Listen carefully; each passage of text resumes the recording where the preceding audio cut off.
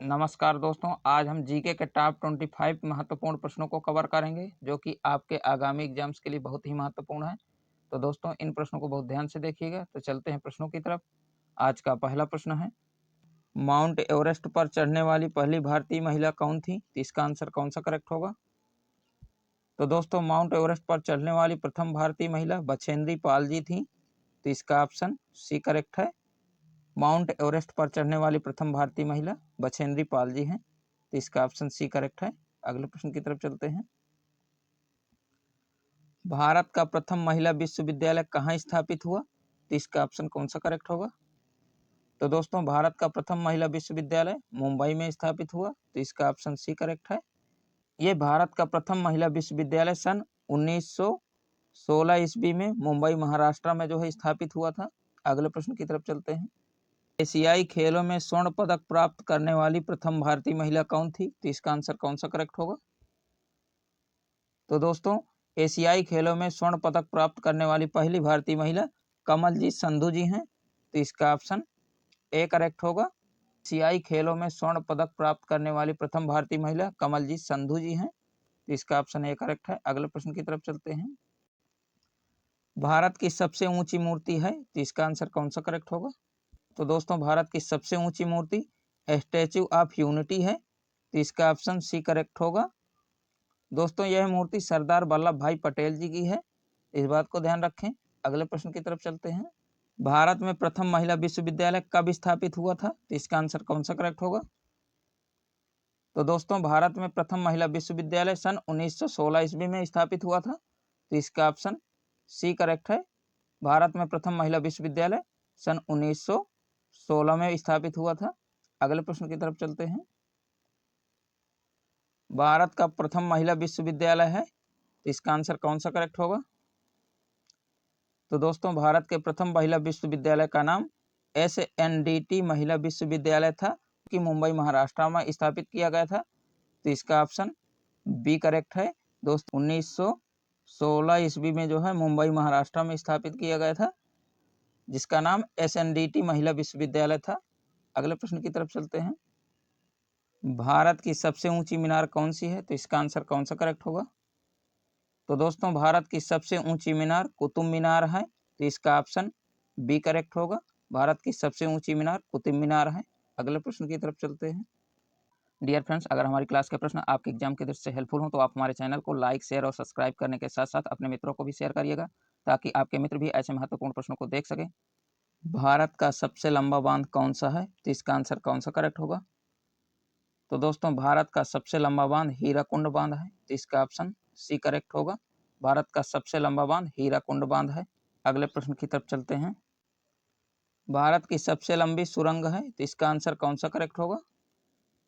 तो दोस्तों भारत की सबसे लंबी सुरंग चेनानी नैसारी सुरंग है। तो इसका ऑप्शन ए करेक्ट होगा। दोस्तों सबसे लंबी सुरंग चेनानी नैसारी सुरंग है। अगले प्रश्न की तरफ चलते हैं। भारत में कुल कितने राज्य हैं? तो इसका आंसर कौन सा करेक्ट होगा? तो दोस्तों भारत में कुल 28 राज्य हैं। तो इसका ऑप्शन ए करेक्ट होगा। दोस्तों इसका आंसर आपको सभी को लगभग पता रहा होगा। अगले प्रश्न की तरफ चलते हैं। भारत की सबसे लंबी नदी कौन सी है? तो इसका आंसर कौन सा करेक्ट होगा? तो दोस्तों भारत की सबसे लंबी नदी गंगा नदी है। तो इसका ऑप्शन डी करेक्ट होगा। भारत की सबसे लंबी नदी गंगा नदी है। अगले प्रश्न की तरफ चलते हैं। भारत की सबसे चौड़ी नदी कौन सी है? तो इसका आंसर कौन सा करेक्ट होगा? तो दोस्तों भारत की सबसे चौड़ी नदी ब्रह्मपुत्र है। तो इसका ऑप्शन ए करेक्ट होगा। भारत की सबसे चौड़ी नदी ब्रह्मपुत्र है। अगले प्रश्न की तरफ चलते हैं। भारत का सबसे बड़ा शहर कौन सा है? तो इसका आंसर कौन सा करेक्ट होगा?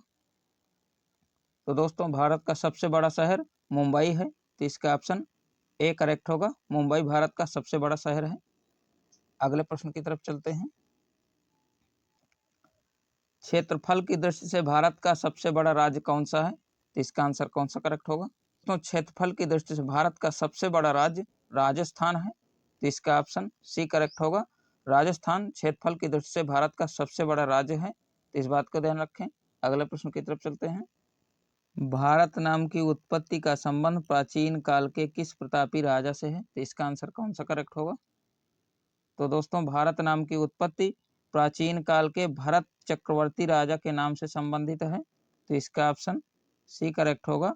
तो भारत नाम की उत्पत्ति राजा भरत चक्रवर्ती के नाम से संबंधित है, तो इसका ऑप्शन सी करेक्ट है। अगले प्रश्न की तरफ चलते हैं। नौकरशाही की नियुक्ति की प्रकृति कैसी होती है? तो इसका आंसर कौन सा करेक्ट होगा? तो दोस्तों नौकरशाही की नियुक्ति की प्रकृति अस्थायी होती है, तो इसका ऑप्शन डी करेक्ट होगा। नौकरशाही की प्रकृति अस्थायी होती है। अगले प्रश्न की तरफ चलते हैं। गिरनार पहाड़ियां कहाँ स्थित हैं? तो इसका आंसर कौन सा करेक्ट होगा? तो दोस्तों गिरनार पहाड़ियां गुजरात में स्थित है, तो इसका ऑप्शन बी करेक्ट होगा। गुजरात में गिरनार पहाड़ियां स्थित हैं। अगले प्रश्न की तरफ चलते हैं। माइकल एंजेलो नामक वायरस विश्व में चिंता का कारण कब बना हुआ था? तो इसका आंसर कौन सा करेक्ट होगा? तो दोस्तों माइकल एंजेलो नामक वायरस विश्व में चिंता का विषय जो है सन 1993 में बना हुआ था, तो इसका ऑप्शन ए करेक्ट होगा। माइकल एंजेलो नामक वायरस विश्व में जो है सन 1993 में जो है हावी हुआ था, इसलिए चिंता का कारण सन 1993 में बना था। अगले प्रश्न की तरफ चलते हैं। शक कैलेंडर का पहला महीना होता है, तो इसका आंसर कौन सा करेक्ट होगा? तो दोस्तों शक कैलेंडर का पहला महीना चैत्र होता है, तो इसका ऑप्शन ए करेक्ट होगा। चैत्र शक कैलेंडर का पहला महीना होता है। अगले प्रश्न की तरफ चलते हैं। चार मीनार कहाँ स्थित है? तो इसका आंसर कौन सा करेक्ट होगा? तो दोस्तों चार मीनार हैदराबाद में स्थित है, तो इसका ऑप्शन बी करेक्ट होगा। चार मीनार हैदराबाद में स्थित है। अगले प्रश्न की तरफ चलते हैं। अंतर्राष्ट्रीय मजदूर दिवस कब मनाया जाता है? तो इसका आंसर कौन सा करेक्ट होगा? तो दोस्तों अंतर्राष्ट्रीय मजदूर दिवस 1 मई को मनाया जाता है, तो इसका ऑप्शन डी करेक्ट होगा। तो विश्व मजदूर दिवस 1 मई को मनाया जाता है। अगले प्रश्न की तरफ चलते हैं। ब्रह्म समाज के संस्थापक हैं, तो इसका आंसर कौन सा करेक्ट होगा? तो दोस्तों ब्रह्म समाज के संस्थापक राजा राम मोहन राय जी हैं, तो इसका ऑप्शन ए करेक्ट होगा। राम मोहन राय जी ब्रह्म समाज के संस्थापक थे, तो इसका ऑप्शन ए करेक्ट है। अगले प्रश्न की तरफ चलते हैं। लेसांग का एक उत्सव है जो मनाया जाता है, तो इसका आंसर कौन सा करेक्ट होगा? तो दोस्तों लेसांग का जो उत्सव है वह सिक्किम में मनाया जाता है, तो इसका ऑप्शन ए करेक्ट होगा। सिक्किम में मनाया जाने वाला उत्सव लेसांग है, तो इसका ऑप्शन ए करेक्ट है। अगले प्रश्न की तरफ चलते हैं। एलोरा के गुफा के मंदिर संबंधित हैं, तो इसका आंसर कौन सा करेक्ट होगा? तो दोस्तों एलोरा के गुफा के मंदिर हिंदू और बौद्ध धर्म से दोनों से संबंधित हैं, तो इसका ऑप्शन डी करेक्ट है। तो एलोरा गुफा के मंदिर हिंदू और बौद्ध धर्म से संबंधित हैं, तो इसका ऑप्शन डी करेक्ट होगा। अगले प्रश्न की तरफ चलते हैं। निम्नलिखित में से कौन सा नृत्य स्त्री पुरुष दोनों के लिए है? तो इसका आंसर कौन सा करेक्ट होगा?